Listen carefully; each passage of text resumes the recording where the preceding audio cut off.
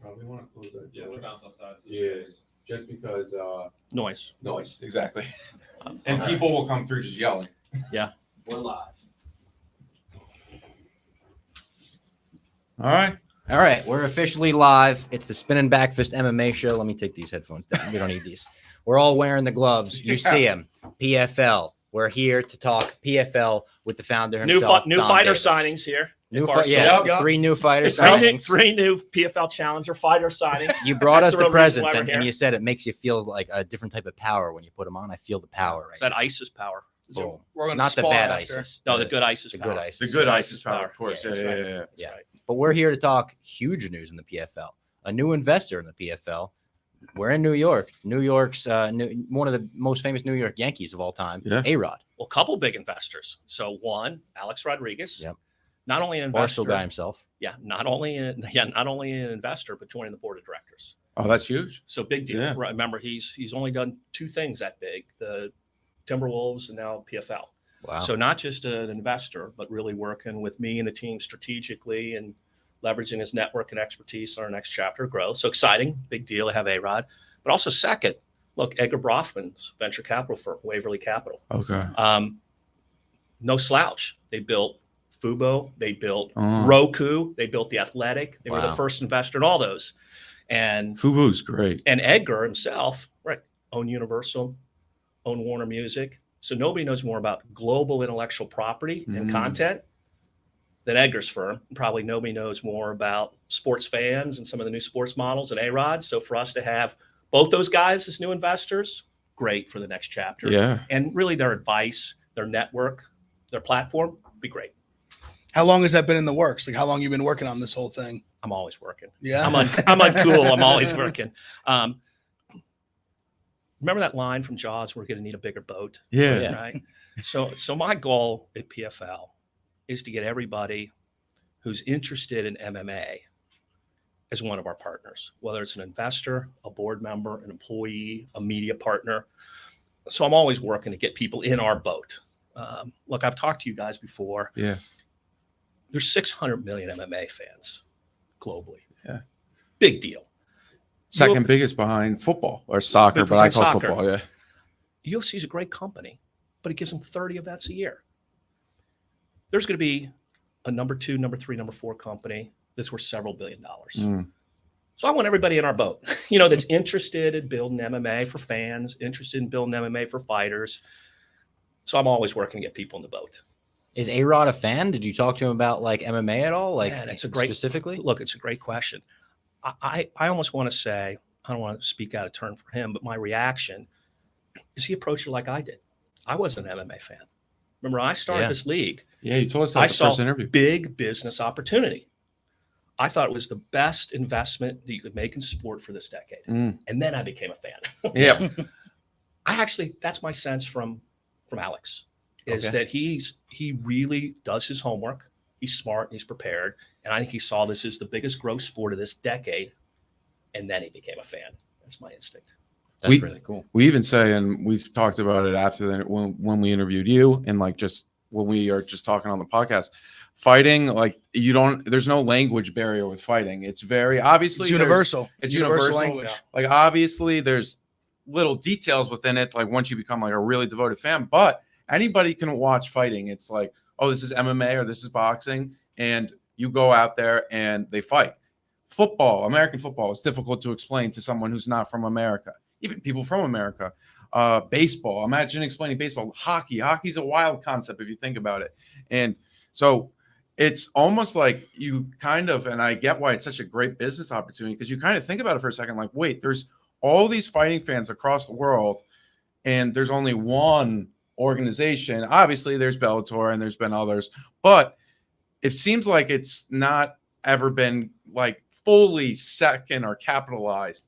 And it's really phenomenal to see you guys. And obviously, first few seasons have been great, and this is getting off to a great start. And I'm very excited to see the future of the PFL. Yeah, look, and just to add to what you're saying, to me, what's super interesting, just for 30 years having built companies, 15 years as an entrepreneur and then 15 years as an investor, streaming globalizes everything, Yeah. right? In the old world of broadcasting, you had your little market. Mhm. Well, streaming companies would rather make their customers get all their content. Yep. Like Netflix doesn't say, hey, just you guys in the US get this and you guys in the UK get that. So the more you have streaming, the more there's globalization.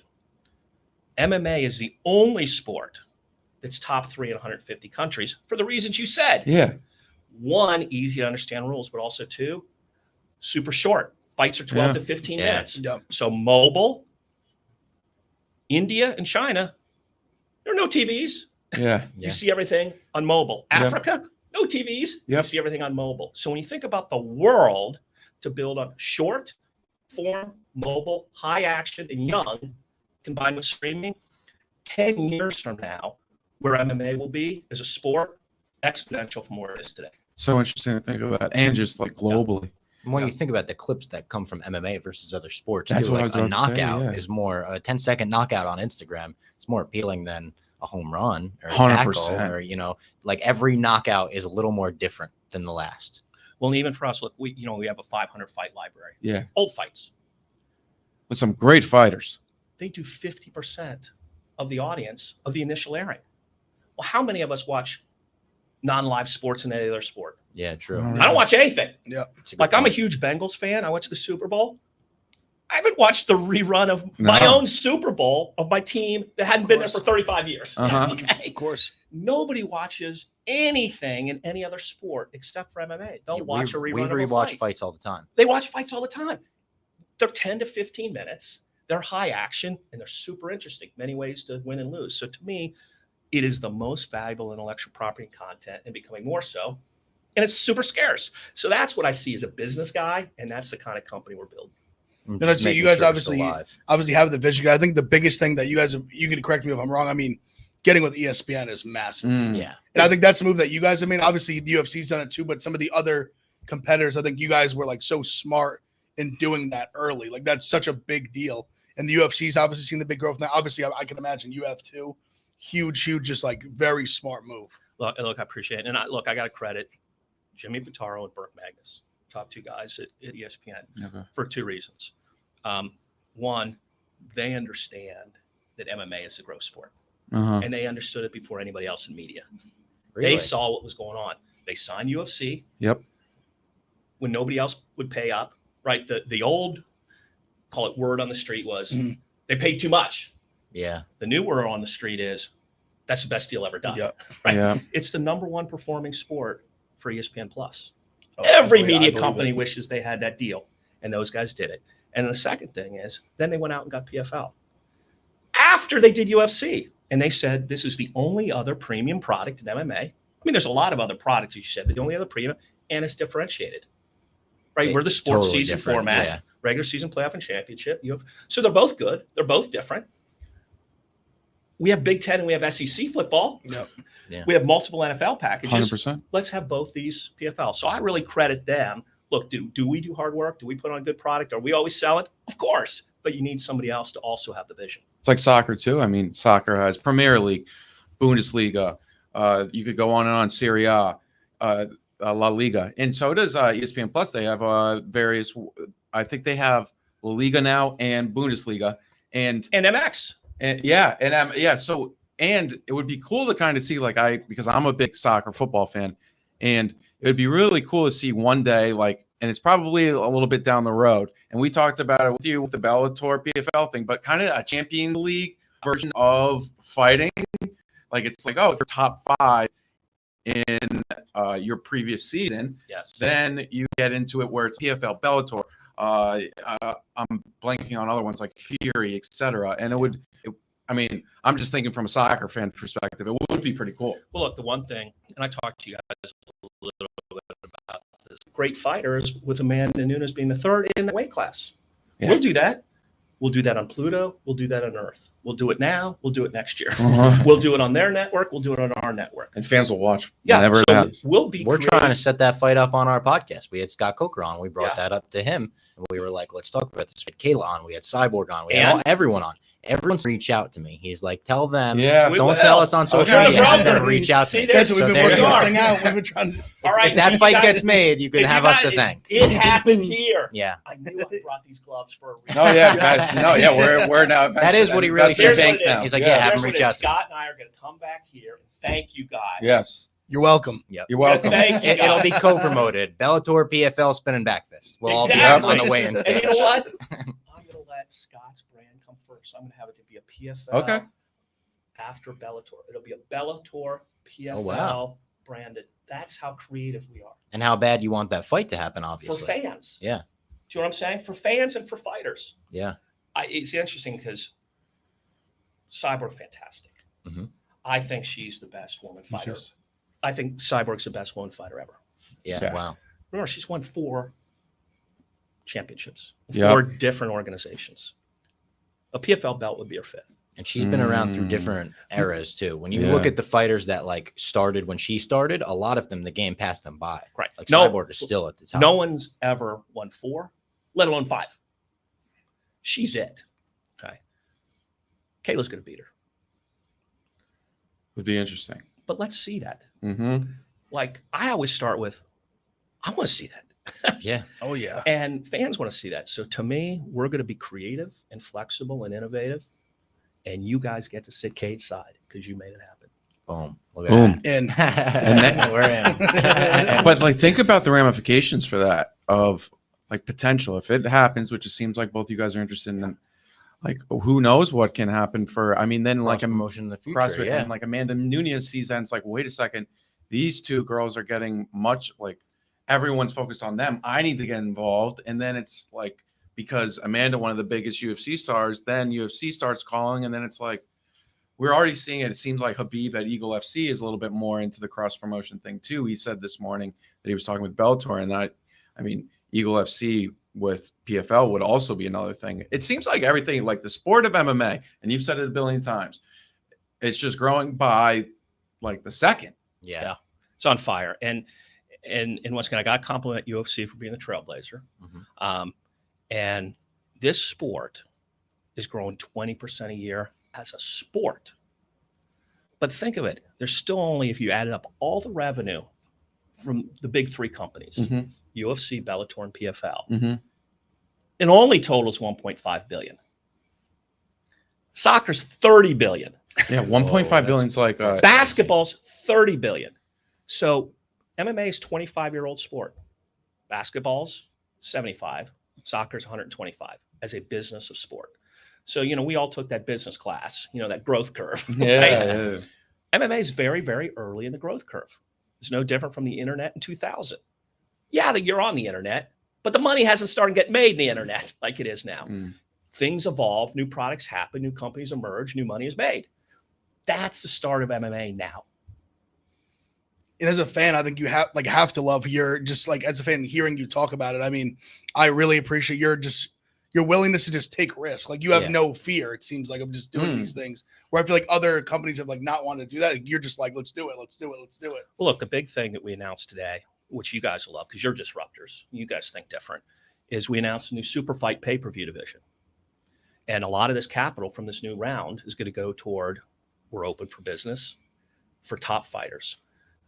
We disrupted, call it the media business with the league format. Yes. Right? And we have as good a product on TV, not pay-per-view, as UFC or anybody.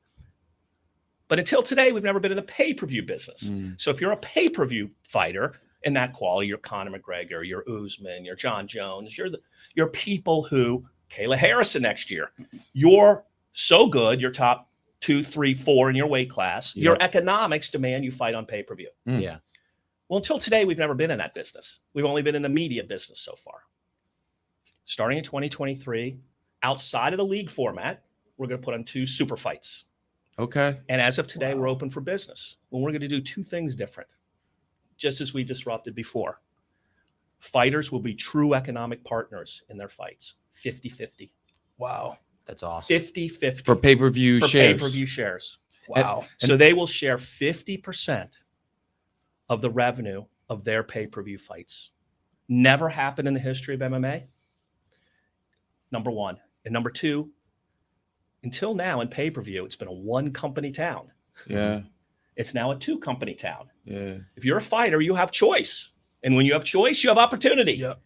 So before, the only company that could put on successful pay-per-views were UFC, and they're great at it. Starting in 2023, there's a second company. So it's a 2-company town. If I'm a top fighter, I have control of my own destiny and control of my own opportunity. And just like what Mayweather proved in boxing, when you take control of your own career, big money can get made. You're giving them the ability to bet on themselves. Basically, yeah. Bet on yourselves. So the economics of that. So is it the top? So obviously it's a pay-per-view card. So the top 2 fight, The like top 2 fighters will share and the take 50 50 in those economics. and then will it be, because obviously in like boxing specifically, it's like if there's a big fight and Canelo is fighting somebody like Bivol, obviously Canelo has a bigger pay-per-view share. Of course, and that'll work out. Okay, Yeah. that'll work out. But between the company and the fighters, that's always It's the 50-50. big, that's Okay. always the big Yeah. dispute, right? Hey, I'm a great fighter. I'm promoting this card. The reason why people are paying $60 is me. I want more of a share. Well, we're saying this is historic. Mhm. You know, this is what people have been looking for. Usually not in even this close market. to 50. Not close. Yeah. It's more like 15, Yeah. 1-5. And we're going 50-50. And so this is an opportunity. If you're an entrepreneur, if you're a disruptor, if you're an innovator, if you're a renegade, if you want to really bet on yourself, as you said, great day to be a fighter.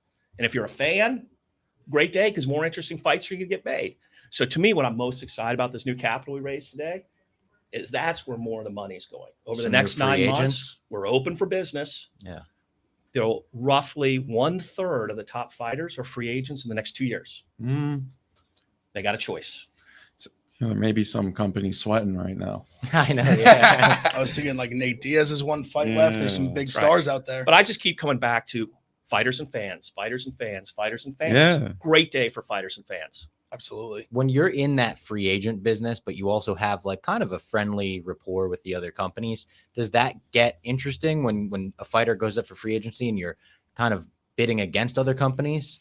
Well, look, I think there's 2 things we always do. We're a really serious blue chip company. Everything we do. Okay. We view ourselves like the NBA, and that I wouldn't do anything that I want somebody to do to me, and I don't do anything that I wouldn't say I did. Yeah. And so we don't tamper with contracts. We're never going to do that. We're never going to talk out of order. We're never going to do anything that wouldn't meet those 2 tests.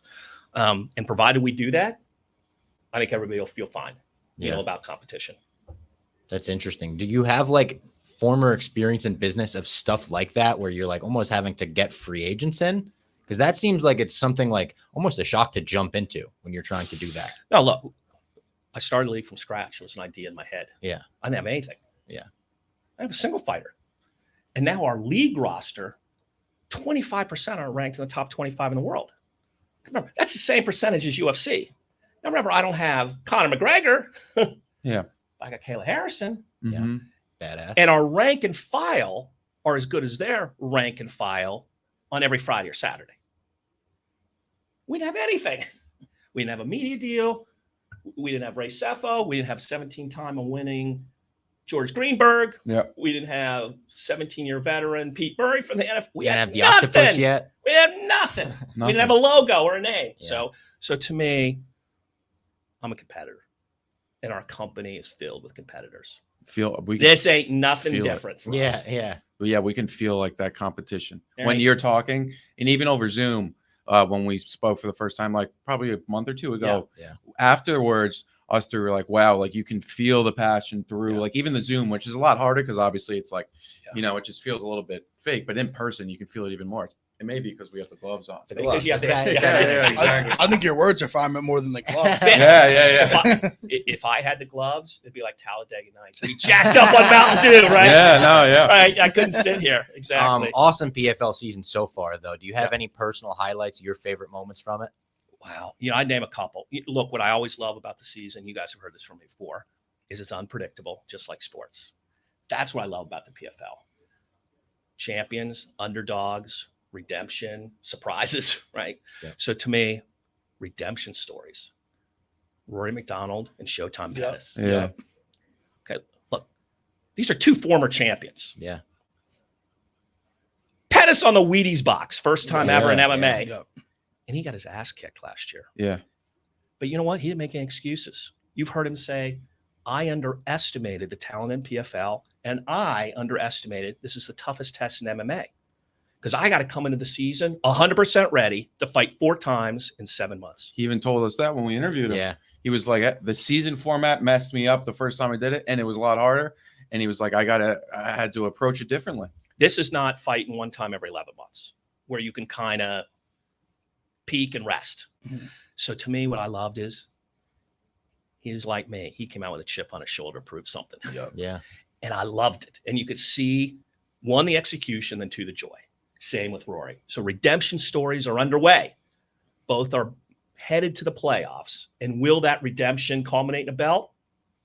TBD. Great start, 6 points. But I love that. And the second thing is shocker underdogs, right? Roush Mafino last year was 1,000 to 1 to win. You don't get this in the UFC or the NBA. You bet on DraftKings, you cash that check big time. 1,000 to 1 underdog. We don't Or mess yeah, with- or the Barstool Sportsbook. Oh, Bars- Okay. I made sure I got your. We got them. We got your the odds lines. back. Yeah. You got the odds back. I Great. spoke to our people. We got Good. the lines. But you bet. You got real underdogs. Somebody's going to cash $1 million check from nowhere like Manfino did. Yeah. Okay. And you've got some brewing underdog stories this year. Okay. La Problemo in the heavyweight division. Yeah. 6'8", and he does a backflip on 1 foot. That was crazy. I haven't seen athleticism like this in MMA. And I watched a shitload of fights. Okay. So La Problemo could be the Roush Mafino of this year, but with more, I can't not watch that guy fight. And then you got Kayla Harrison. Yep. 13-0. We've got 5 women in that division who are the best in the world. Can they even lay a glove on her? Exactly. Yeah. And remember, other than Amanda Nunes and Cyborg, we got the best in the world challenging her. Yeah. And can they lay a glove on her? So to me, those are the kind of stories that I love, and they're brewing. I know she's lost to her twice. I've been raving about Larissa Pacheco. She's her last 3. She's like unbelievable. In that first fight, she looked unbelievable. And to me, look, I've had Ray Lewis, Todd Gurley cage side.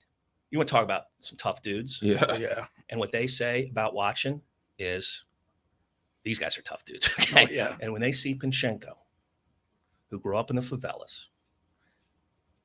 and they see her mental mindset, they think that she can be champion. When I saw this first fight in this season, that I literally came in the next day and I was like, I think Kayla Harrison might have somebody she's got to worry about. And as you know, what I've learned from Ray Lewis and Gurley is there's a lot of physical people that can achieve this, whether it's MMA or NFL. But then to achieve this, Yeah, it's all mental. and to me, that's super interesting because at the 0.1% of 1% level, it's not the physical, it's the mental. And is she Pinchenko there this year? Perhaps. A lot of people have seen her off-season training indicate that she could be there. Wow. It was when I watched it, she just flashed me. I was like, wow. I was like, obviously she came in striking. She just looked unbelievable. They can attest. I came in that next day after and I was like, Raven. there's somebody, I was like, I think there's somebody that she's going to have to worry about down the line. I know she's fought her twice already, but long time ago, like you said, things change, things happen. But I think this is, look, it's often said, I believe Kayla can be the Jordan of MMA. And that just doesn't mean great because Durant's great. Yeah. But he's not Jordan. He's not even LeBron. He hadn't changed nothing about basketball. Okay. Gotcha. Jordan and LeBron not only changed the game, but changed the business. Yeah. Kayla and who she is so special. She will become number 1 pound for pound. That'll take another 2 years, maybe another 3 years. And it takes the right kind of fights, as you said.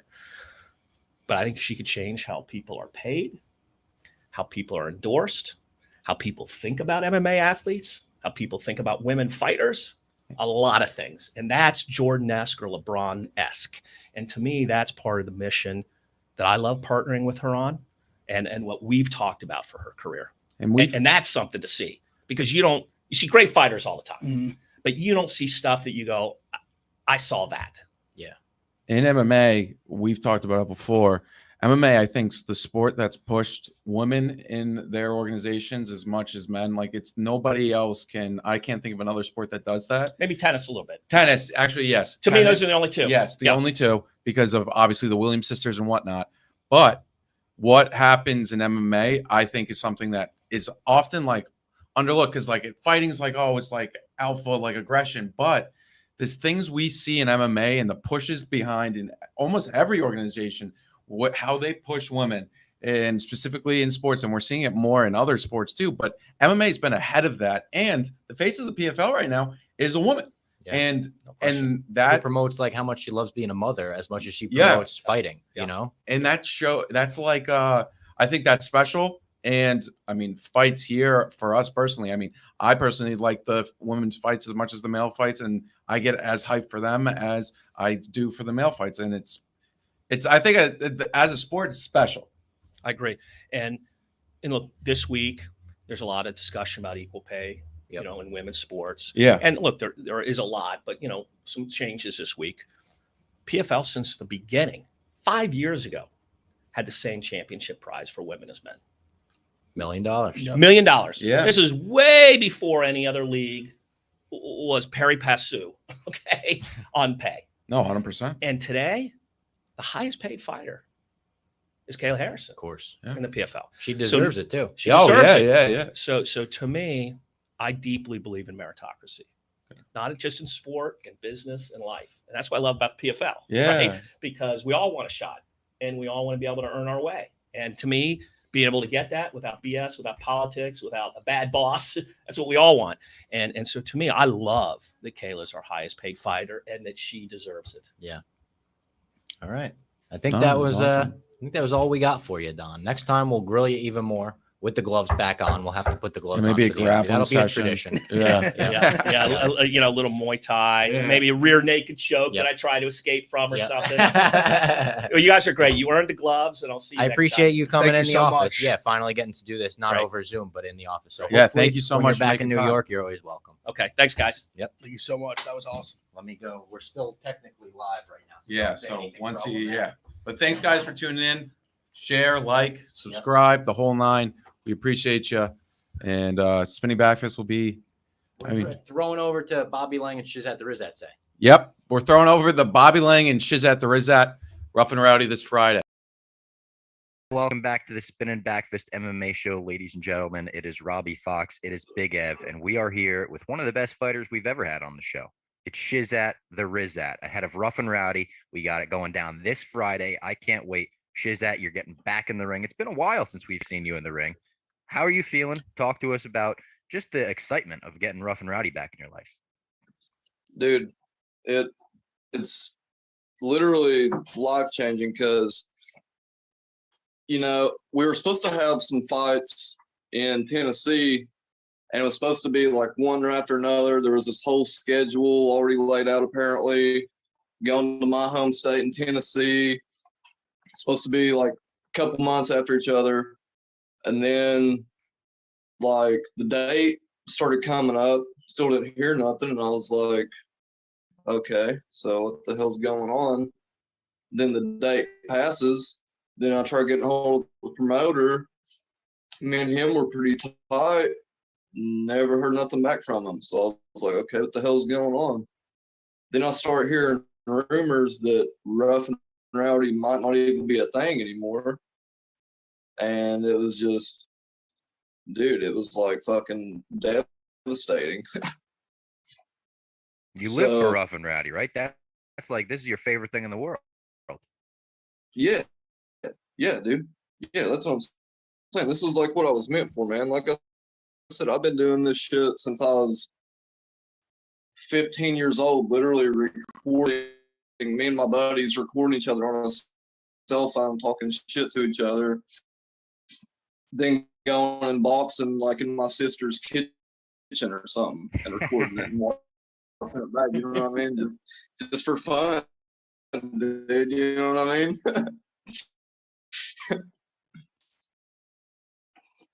That's amazing. But- So now we are back, obviously. You're on the card. You got a tough opponent. How you feeling about this card? Feel good, man. I feel better than ever. Honestly, yeah. There was, before the last couple fights, there was a lot of shit that was going on in my life, and I've changed from that completely, and it was getting to be not so good, and changed a lot of stuff in my life. And like I said, man, there for a while, dude. Like, I thought Rough N Rowdy was gone, and like I just like I didn't even know like what the fuck I was like doing in life.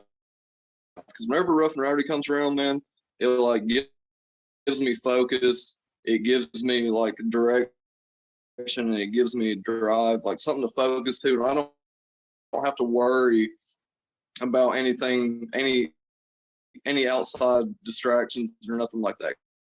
Because all I have time to focus on is the fight. You know what I mean? Like that's literally all I have time to focus on. So I said, dude, I feel better than ever, man. Honestly, my cardio's on point. I've changed a lot of my fighting style. Went back to more of like a traditional boxing style, I guess you could say. I don't want to give away too much of that, but yeah, man, I'm feeling good. I've watched a little bit of tape on this boy, and I mean, he's all right, but I mean, I just know that I'm better. Hey, Shizzat, so obviously this time fighting a guy with a ton of experience, I've always said, I mean, I think this is pretty clear for anyone who's like familiar with Rough N Rowdy. You have, in my opinion, the two best knockouts in the history of Rough N Rowdy, like no argument.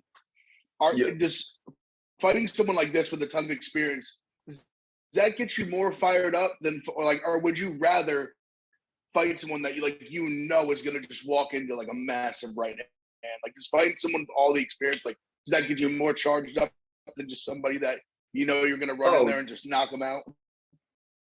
Oh, dude, I don't want nobody easy, bro. I don't want nobody easy. You know what I mean? If you look, like, so I'm the most active, longest tenured fighter in Rough N Rowdy history. My first fight was Rough N Rowdy 2. This will be my 9th or 10th fight. Nobody's fought, and that was back in 2018. And if you look at my record of my opponents, my last two opponents combined record is like 45 and like 5. You know what I mean? There's nobody that's been fighting. There's nobody in Rough N Rowdy that's even comes close to that, bro. Even Aid asked, you had that great knockout over him. Like, he was on a tear before that fight. He started getting knockouts. Yeah. Like, oh, let's give him Shizzat because he's knocking people out. Yeah, he was like 3 or 4-0 or something, and like knocking kids out and stuff like that. And there wasn't a lot of people that gave me a shot in that fight either, dude. I mean, even like people close to me, you know what I mean? They were like, I don't know, dude. They're like, he's pretty big, man. And it's like, dude, y'all must not know me then, bro. I don't know. I don't give a fuck, dude. Did you when did you discover the big right hand in your sister's kitchen? You knock out one of your boys like that, you're like, oh shit, I think I got something right here.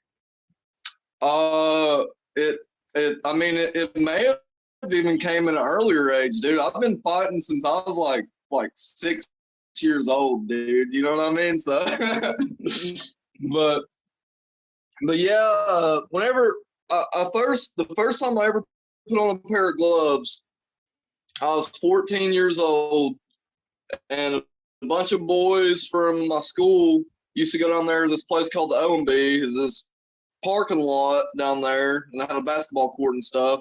And like on Friday nights, there was this little alleyway down there, and all these boys would get together and bring some boxing gloves, and everybody just go in there and box. You know what I mean? Like in the alleyway, like a street light and stuff. I kept hearing about it. I was like, dude, I want to go down there and check this shit out. I went down there one night, and I felt that feeling, bro. And like, I was like, they're like, you want to fight? And I was like, hell yeah, I want to fight. And so I put them gloves on, man, and ever since then, dude, I just fucking fell in love with it. It just felt natural to me, dude. And I got hit in the face, and I loved it. And that smell of leather, man, I'll never forget that first smell of that leather, dude. And just getting a clean hit on somebody, bro, it just felt fucking, I don't even know how to explain it. I just loved it. That's like one of my favorite fighter origin stories. When they make the Shizzat, the Rizzat movie one day, I can't wait for that scene where he's just boxing under a street light in an alleyway and knocking somebody out. I can't believe that was like your start in boxing. That's unbelievable. Yeah, dude. Yeah, that's like I said, we used to box like at the high school, like just back there behind like the field house and stuff. And do you remember your actual first knockout? Like the first time you knocked another human being out? Yeah, I think I do. It was my buddy. He came to my house one night, and I was like 16 at the time, and he came to my house. He was a little drunk, and it was like midnight, and he was like acting a fool, dude. And I was like, dude, just chill. I was like, you're gonna wake my Nana up, dude. Like, I don't want her to come in here. She's gonna get pissed. And he was like, he like put on the gloves and stuff and started messing with me and stuff. And I was like, dude, please shut the fuck up. Like, he's like, let's go sign box. I was like, okay. I was like, that sounds great, actually. Let's do it. And we went outside. We went on the back porch. And like I said, it's probably one or two in the morning right now. We started going at it, bro. And he started like trying to take my head off. So I was like, okay, fuck you, dude. I'm gonna fucking, all right, you really want to go? So then I started really getting into it, and I hit him with the right hand, dude, and it just like fucking dropped him cold, dude. He was like snoring, dude, and I was like, oh shit. I was like, dude, wake up. And he's like, tell Nana not to call the cops. And I was like, yeah, no, you're good, bro. You just need to go home. Like, come here and go to sleep or something. I love it. Every story that this guy's got, Ev, is unbelievable. It's better than the next. His first knockout came from his friend who was going to wake his Nana up. So he had to knock him out. Yeah, I sure felt like getting in trouble, dude. My Nana knocked my ass out, bro. Believe that. Oh, I believe it. If she raised Shizzat, yeah, she probably could knock your ass out. I loved, and we talked about this, I think, in our last interview, the video of your whole family watching Rough N Rowdy that went out is watching a knockout of yours, and just all of them going crazy for the reaction. It's like when you watch like Stylebender reacting to like a Volkanovski win or something like that. It was awesome. For real.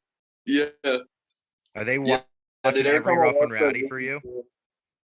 Big parties and stuff? Are they like doing big parties for every Rough N Rowdy for you? Oh yeah. Every single one of them. That's awesome. There's this. Yeah, it's like my second fight in Kentucky. There's the video. There's a small video clip my Nana sent me. And my little brother at the time, I got 3 younger brothers, but the middle one, he was at the time, I think he was like 10, I guess. Yeah, he was like 9 or 10. But anyways, it showed me like walking out. I had like the Tennessee flag and everything. And I was like walking out. I fought David Gaynor, R.I.P. He became one of like my best friends.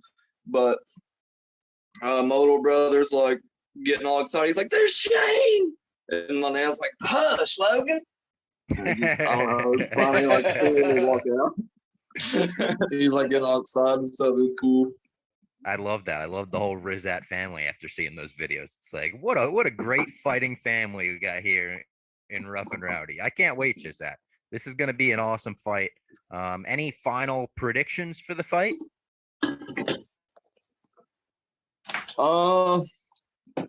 I'm either gonna knock his ass out early, or either it's gonna be a showcase. It's either gonna be a hell of a fight, or either I'm gonna knock his ass out early. I'm gonna see how good this kid really is. He's like 24-5. I've watched a couple tapes on him, and I'm not underestimating him. Just the quality of opponents that I seen he was fighting. If they're touching him, then I know for a fact I'm gonna touch this kid. And what I'm wondering is how tough this kid really is, because I know I'm gonna hit him. There's no doubts about that. And this kid, I've seen the way he likes to fight. He likes to go for the kill. He likes to swing heavy. But like I said, man, I've just been doing this shit too long, dude. And I just fought the people that I fought: Wade, Ninja, I Ate Ass, fucking Scarface. I mean, dude, the quality of people I fought, I know this kid ain't fought nobody like this. And this kid ain't fought in front of the bright lights. This is all I've ever That's known, another bro. aspect. Yeah. That's another aspect. Yeah, of the this is fight. all I've ever known. That was my very first boxing match inside of a boxing ring was Rough N Rowdy 2, whenever I knocked that boy out. And this kid, he's fought a lot of tough mans and stuff, bro, but he ain't had cameras in his face like I have. He ain't had them bright lights like that, dude, where the whole world is watching. You know, I have people message me from Australia, New Zealand, like UK, like all over the fucking world, dude. This kid fights in Marietta, Ohio, and Clarksburg, West Virginia, which I fight for the people of West Virginia. Those are my people. But he ain't been exposed to the fucking cameras and lights like I have, and it's all I've ever known. So I think he's gonna get a little shook, dude. He very well may. Like I said, do you have I'm either gonna knock his ass out, or either it's gonna be a fucking barn burner of a fight, dude. But all I know is that I've changed a lot of stuff from my last two fights, and I've changed the way I think. That there's a lot. Maybe we'll get into more detail another day, but there's a lot of deep shit that I've changed, and I'm ready to fucking prove that I'm the best fighter in Rough N Rowdy. So, yeah. I love that. Do you have a prediction for us on the heavyweight main event fight? Bobby Laing versus Big Booty Daddy? Yeah. Bobby Laing by murder. Yeah. Are you and Bobby cool? I think you are, right? Oh, dude, yeah, me and Bobby, man, like, dude, ever since the first time I met him, dude, we're like, we have like this like gladiator type bond, dude. Like, I don't even know how to. He's like from Jay-Z and stuff, you know what I mean? And I'm like from Tennessee, you know. So we're like two completely different people, but somehow with fighting, like we just like get each other or something. Like from first time I met him, man, he's just sitting there like everybody's kind of, it's before the fights are about to start, and he's just kind of, everybody's like running around and shit, dude. He's just sitting there in this chair, man, hadn't moved. And I kept, you know, I'm kind of like talking to some people and shit, you know what I mean? I keep looking over at him. This dude ain't moved from this chair for like hours. I go over there and say, "What's up?" He's just sitting there, just shaking his leg, man, just tapping his foot, dude. And I go, I'm like, "What's up, dude?" And he's like, you know, it's kind of high energy, but like focused, you know what I mean? And like he just had this look in his eye, dude. I was like, okay, this dude's like a bad. I think it was like Rough N Rowdy 12 first time I met him. But ever since then, man, yeah, dude, we cool as fuck, dude. I love Bobby, man. One of my favorite things about Rough N Rowdy is like the little fighter cliques that form. You see what fighters walk out, like other fighters will come out to watch them fight, or other fighters will walk them out even. And I think that's like a very cool, very natural thing that's formed. We didn't tell any fighters to do that, and it's just become a thing. I like that about Rough N Rowdy. Yeah, dude, me too. Like that's what I'm saying, man. Like it's like I don't know how UFC and like all these other promotions are, but Rough N Rowdy is like a real like brotherhood, dude, for real. And I mean, and I guess even a sisterhood too, because of Casey Wills. But yeah, dude, like a lot of those fighters were like super tight, dude. And it's funny because this event is like it's almost like a cross promotional fight between Tough Man and Rough N Rowdy, like the West Virginia Tough Man, because like there's a new promoter. He's ran the West Virginia Tough Man for like the last 40 years. So he's like bringing in all of his goons from Tough Man, and he's never liked Rough N Rowdy. Like he's had a clear he's had like a clear disdain for Rough N Rowdy. Like him and the old promoter Chris did not get along at all. Like this guy literally like hated everything about what Rough N Rowdy was. Like no shit. Wow, that's breaking news to me. Yeah. Shit. Wow. When you were talking about the fights like getting pushed and fight not happening or whatever, Dave has kind of alluded to this on his show as well. We had some kind of legal thing going on. I had no idea what was going on. Shizzat, you were the one that broke the news to me that Rough N Rowdy was back. You were like, "Oh, I'm so happy Rough N Rowdy's back, man." I was like, "Where did you see that?" Because I would love for that to be true, but I don't know if that's true.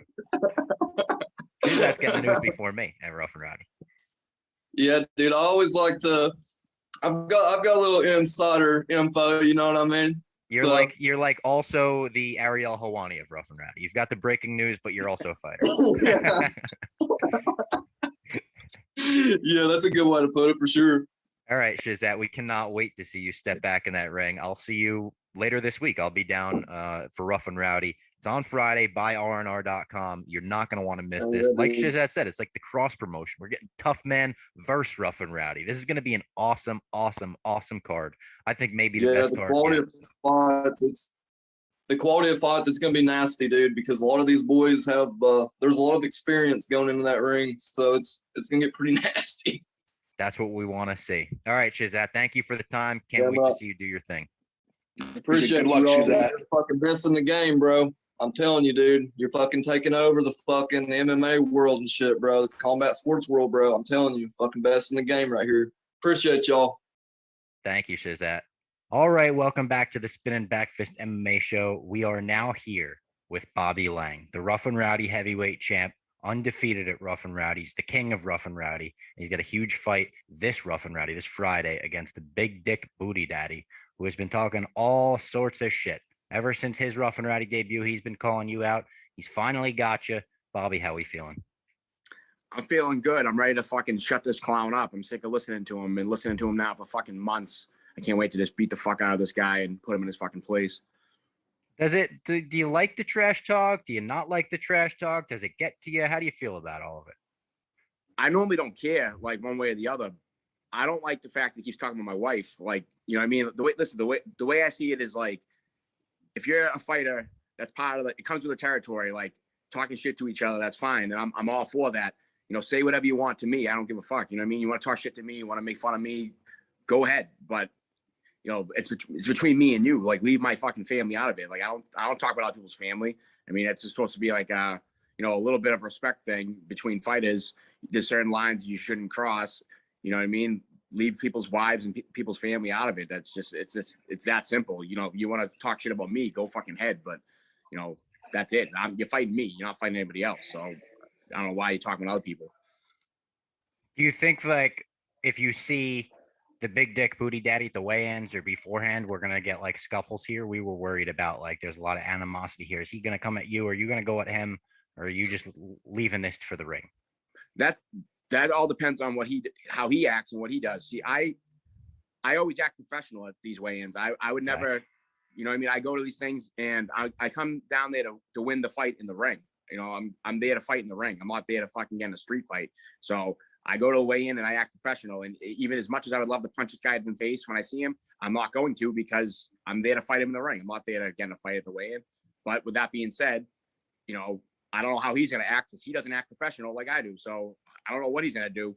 All I know is, I mean, I'll defend myself accordingly, depending on what he does. So hopefully, you know, people there keep him in line so that doesn't become an issue, because like I said, you don't got to worry about me doing anything crazy at the weigh-in, because that's not what I'm about. But at the end of the day, you put your fucking hands on me, there's going to be a problem right then and there. So hopefully he understands that and he behaves accordingly. You take the shit talk away from it. What do you think of him as a fighter? Just strictly as a fighter. I don't think he's impressive at all. I watched both of his 2 fights. He fought 2 absolute fucking bums. You know, he had layups. Like, congratulations, you knocked out 2 fucking bums that had no idea what the fuck they were doing. You know what I mean? Like, he hasn't fought anyone even remotely considered a real opponent. So I'm not impressed with him at all. And I don't see him as a legitimate threat. The only reason I even agreed to fight him is because of the shit he said about my wife.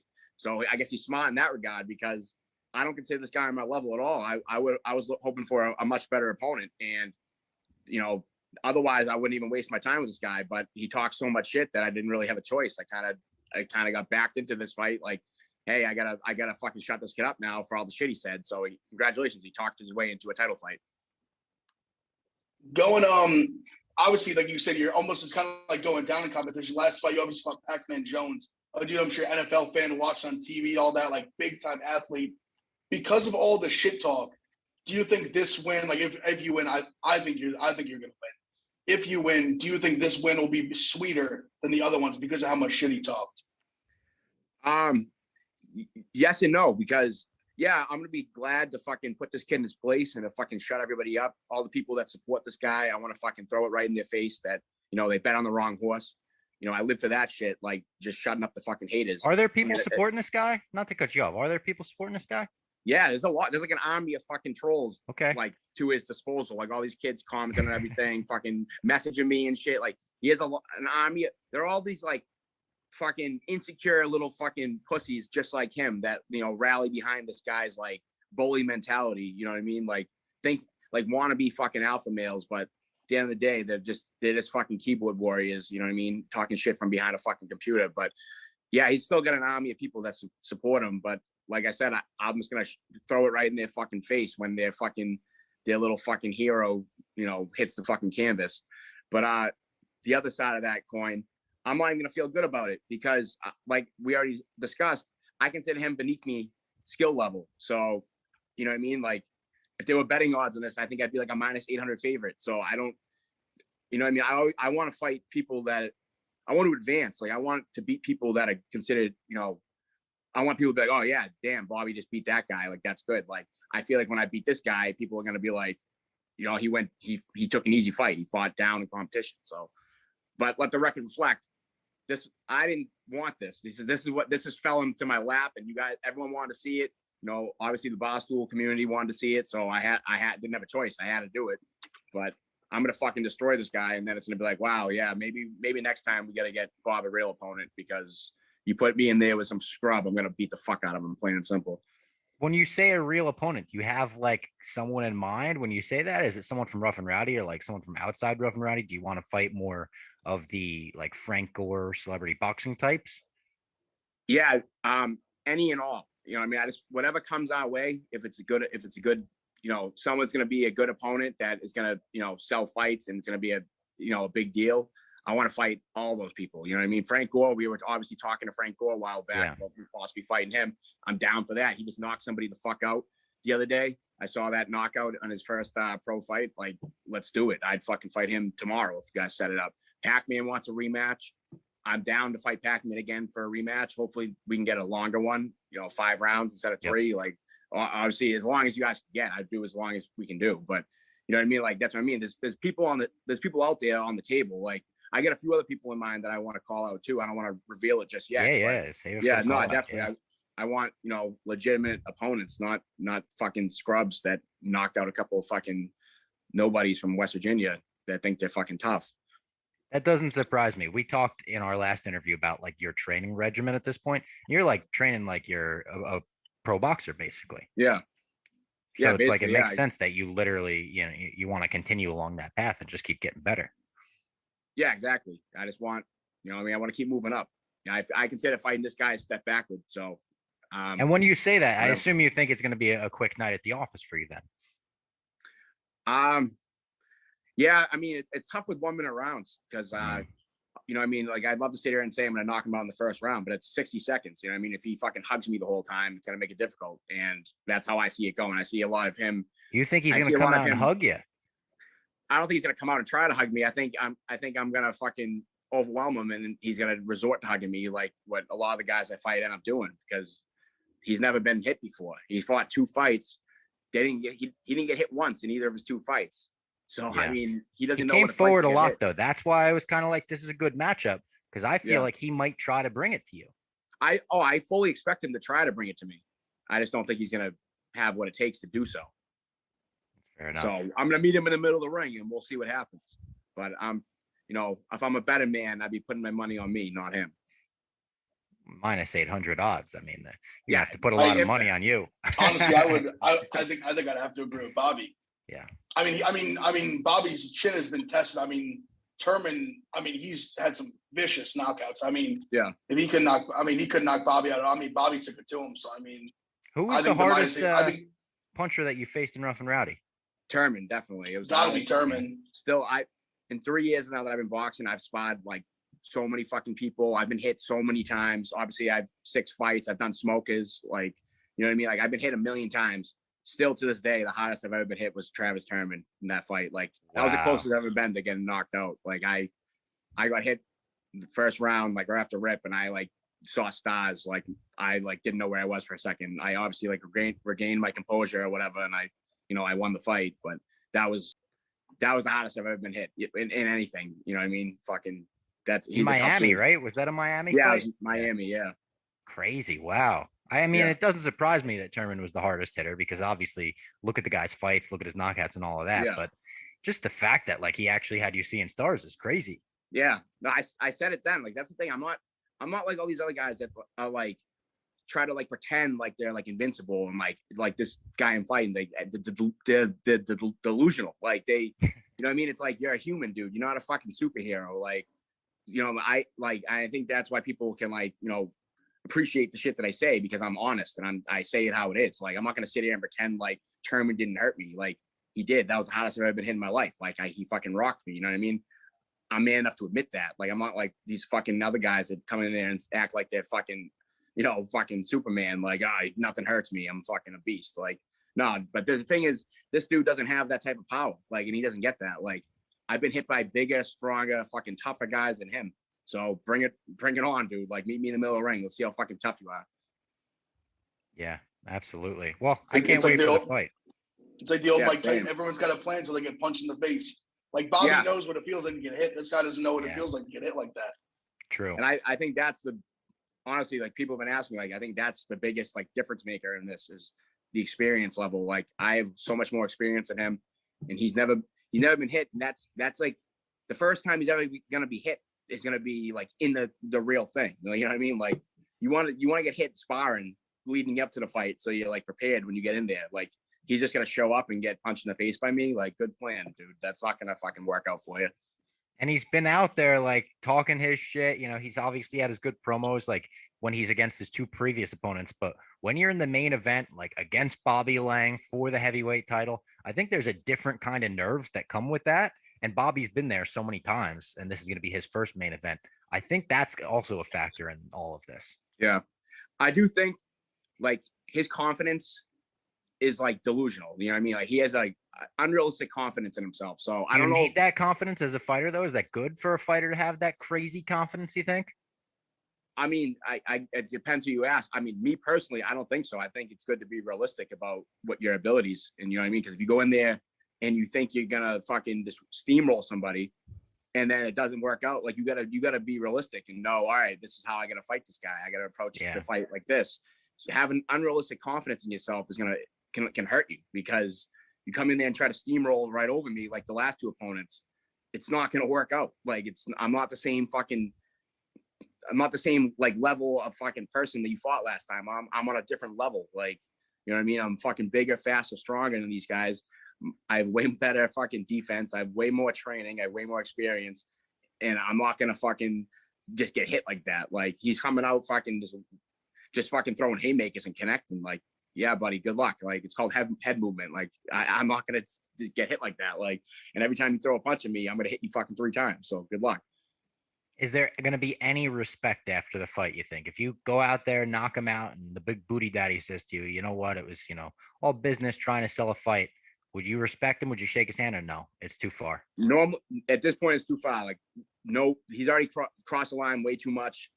Fuck this guy. I'm done. I want to fucking end this guy. I don't ever want to see this guy again. I want to fucking delete his existence from Rough N Rowdy. I have no respect for this guy. He's a fucking piece of shit.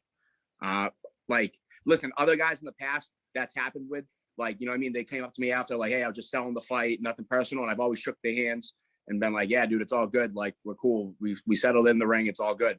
But that's not happening with this guy. That's not the case. He's already, one of his biggest fucking things he keeps going back to is my sportsmanship, saying he looks down on me for having sportsmanship and having class. So I guess, you know what I mean? That ship has sailed. He doesn't want to see sportsmanship out of me. Fine. You won't get any. I love hearing that as a Rough N Rowdy That was commentator and fan. Just like, yeah, I like the real bad blood we got here. Yeah. Well, All he right, started Bobby. it. Like, He that's did. the thing. No, This guy wasn't even. that's a This guy fact. wasn't even Yeah, on my fucking radar. yeah. That's He the got thing. his He wish, came and he's out of gonna left get his field. wish on Friday night. Yeah. I know. Well, he's gonna fucking learn the hard way.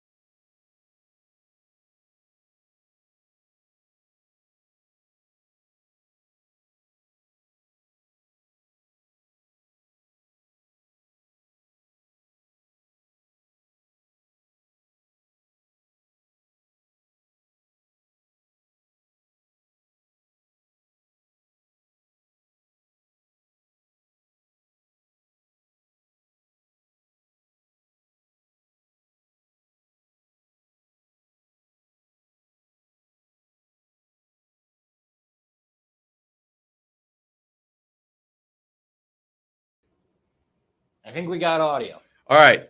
How about now, guys? We were muted. We We were muted. We were talking about muted. Bobby Laing and Big Dick Booty Daddy. I assume people didn't hear that, which kind of sucks. Audio. People are saying we got audio now. Okay. We're producing the show now. That's, there's going to be a little bit of kinks. We didn't have the blurry face this time, so we are improving every week. Big time. Making improvements. Hosbilla just posted on Instagram, and his caption was like, no comment. And it's just this. He wants you just to like his photo. Maybe so everyone go a like. social experiment. He's trying to see if he's shadow banned her in some way or something. I sent to Big Ev today. He has a chicken and he named it Conor McGregor, which as a McGregor fan is tough. As a Hezbollah fan is very funny. Do you think it's got to be a direct slight? Obviously, he's a Khabib guy. I think it's straight up to Khabib. Like he probably posts that and Khabib hits him with the react to the story with the crying face emoji.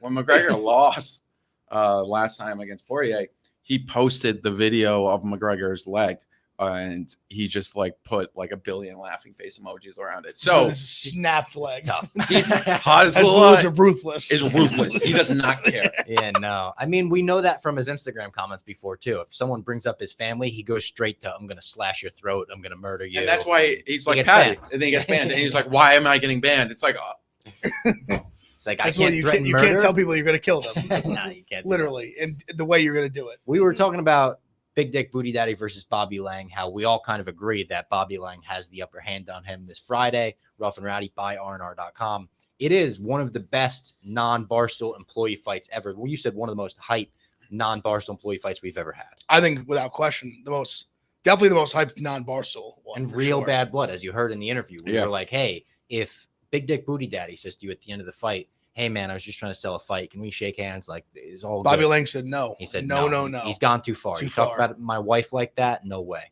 So I respect that as well. That's what I want to hear as a commentator, that the bad blood is real. yeah, no, yeah, and yeah, I don't think they're gonna embrace each other after the fight. No. No, Bobby like, said no. Bobby no said no. Colby chance. I and- think Bobby is hoping that like he knocks him out so bad that he gets taken out on a stretcher. Yep. I think that's Bobby's goal.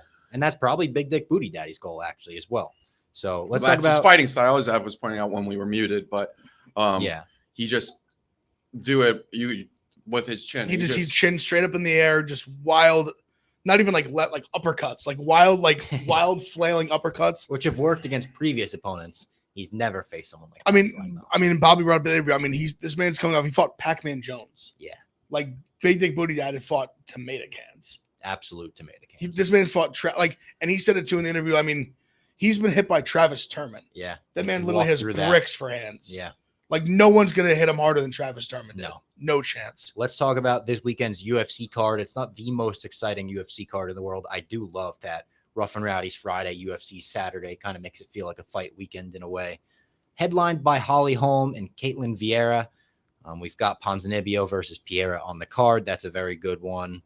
Eric Anders is on this card. I like watching him Eric fight. Anders, shout out Bama. Yeah. Wonder if national what he thinks champion. about what's going on right now. Or I got Chase Hooper's on this card. Forgot about that. Shout I think out he's Chase gonna Hooper. win.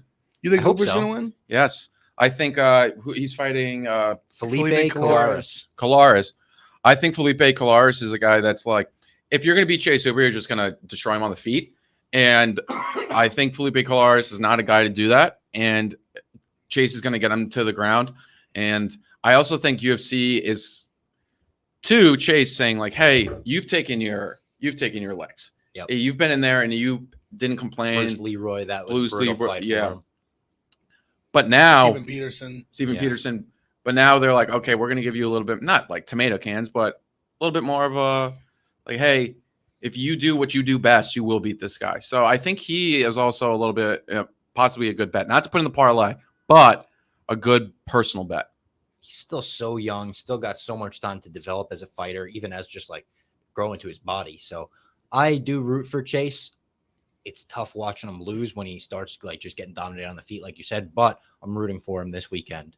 Let's talk about Ev. You have a play this weekend that you absolutely love. Do you want to talk to the people about that a bit? Yeah, this is probably the most. I gotta say, to be straightforward, it's juicy. It's a juicy play. It's minus 220 inside the distance. I don't think I've ever been more confident in an MMA play than I am in this play. I really believe that. Gelton Almeida, I would be absolutely shocked if he doesn't stop Parker Porter. We're just talking about like just different levels. Listen, Almeida's a light heavyweight. Like naturally, he's just fighting heavyweight, kind of just take this fight. Because honestly, I would imagine a lot of guys are not trying to fight him. I watched him in the Contender Series and then watched him in his debut in the UFC. He ground and pounded Danilo Marquez in the first round. People have said this about a few guys. Like when you talk real, like legit style of fighting, he legitimately reminds me of like a 205-pound Brazilian Khabib. Like he just puts you on the ground and mash you. He can submit you. He can knock you out on the ground with ground and pound.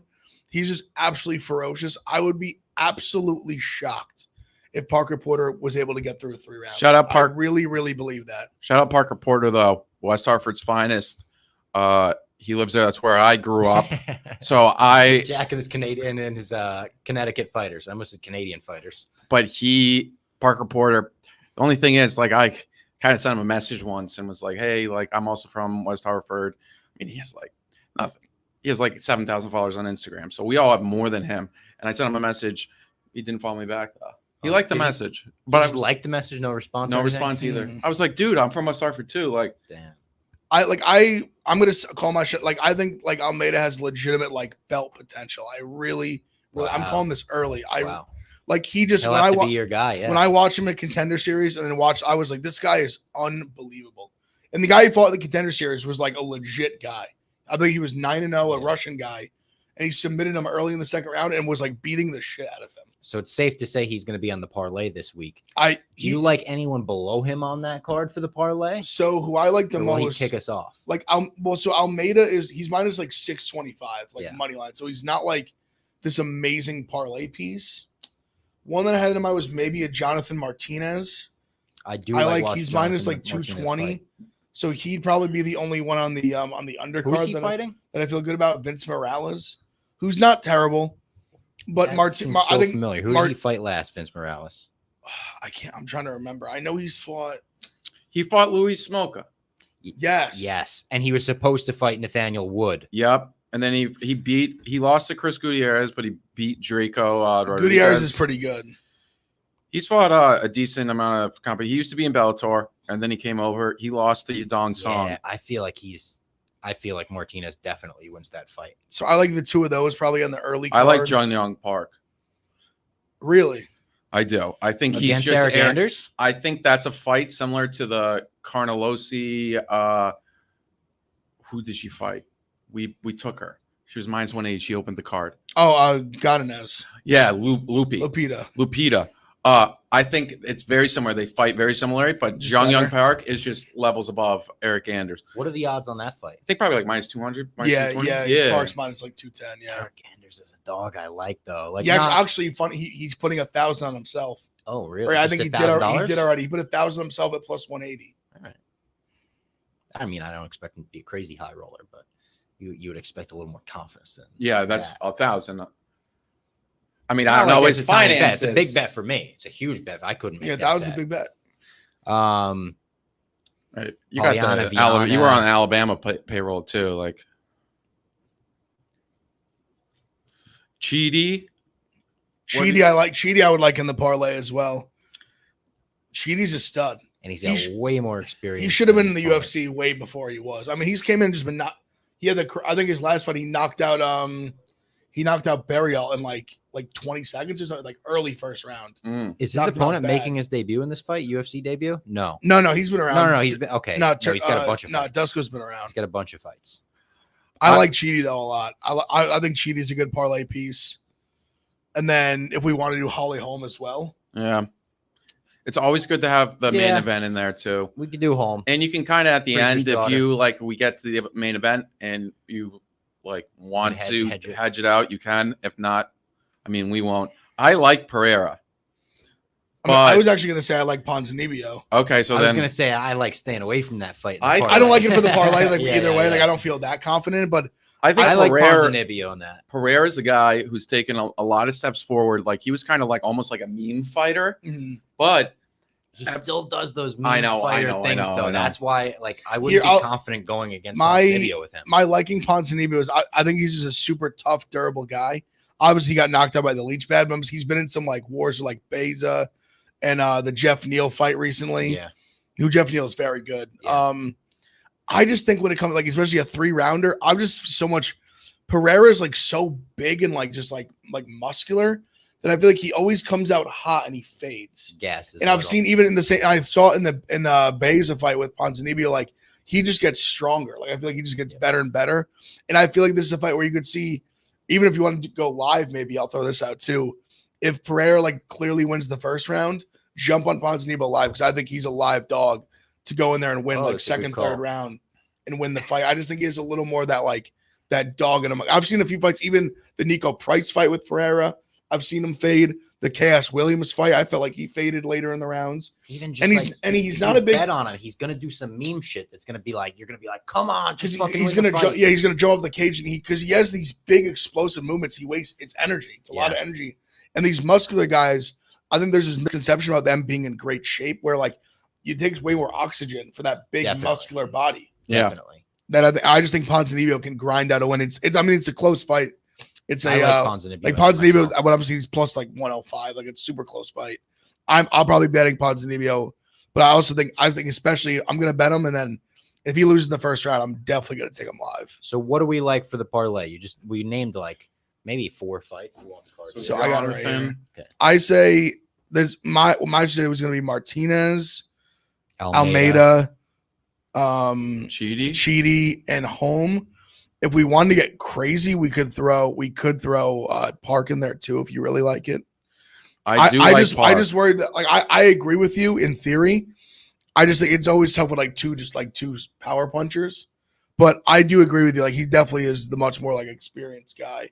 Not even like I mean their records are similar, but I think just like obviously just long term, like the guy he was a football player less than 10 years playing Alabama. What would the 4 be without him? Do you want to see if it would be a huge odds boost? I'll give it a look right now.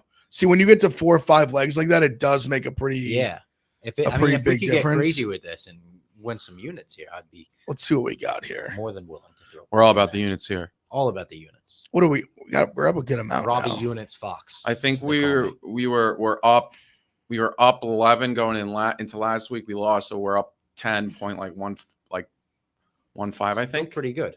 Oh, we're up a lot. Still pretty good. If you look at ROI, it's insane. Yeah, because I think we're like 4 and 5, but because we've hit like those first 2, we hit like a 5-1 and a 6-1. The first 2 were big. So the 4 that we had without Jung Park, it'd be plus 225, and with him it'd be plus 377.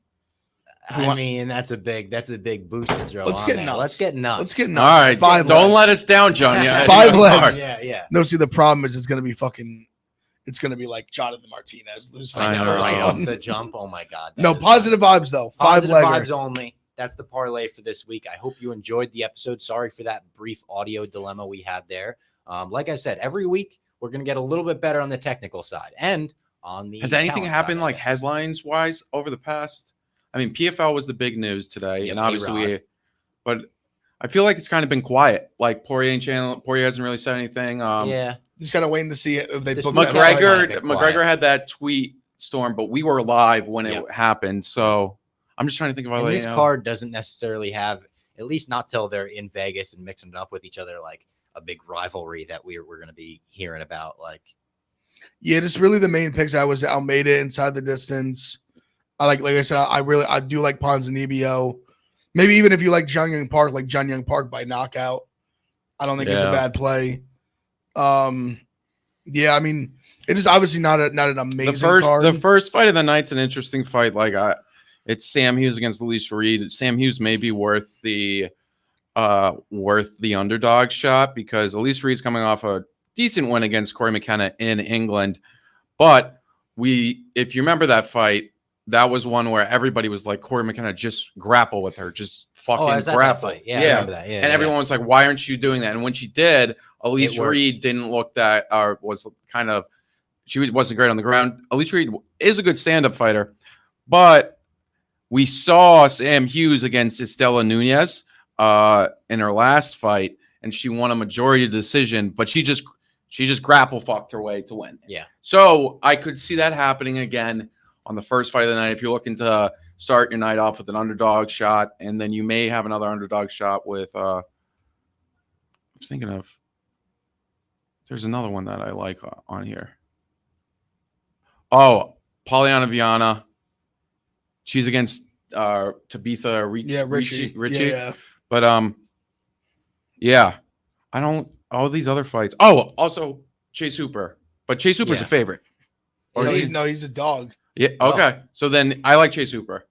I believe he's actually a decent dog too. I think he's plus 147 right now. all right. Shout out. And to Chase honestly, Hooper. Loves really MMA. him, to be totally honest, if you want to bet him, like Submission betting him or by sub, distance. he's plus 500 by That is sub. I true. mean, Yeah. I think him by sub is a good look. Also, Put me in a banana split once upon a time. yikes. It was tough. Also, Joseph Holmes too, like a crazy long middleweight. He's 6'4". Fighting a guy who was 5'10", really good submission guy. He lost his. I actually watched. He actually got a contract on like Dana White's looking for a fight. Oh yeah. I believe he's a James Krause guy. Okay. Kansas guy. Yep. And I I know like I said, he lost the first fight to Jamie Pickett, but he's crazy, crazy long. Very good submission guy. He's plus like 210 by submission. Or maybe inside the distance, plus 110. I don't love that, but I think he's got a good shot by submission. So him, maybe a decent look at plus 210. All right, there's some picks for this weekend's card. It's not the most exciting card, but if you follow along with the picks, you can make it that much more exciting for yourself. Be out Saturday morning. Be out Big Saturday, money parlay. and of course, tune in next week, Monday, Thursday. Keep supporting the Spinnin Backfist podcast. God bless.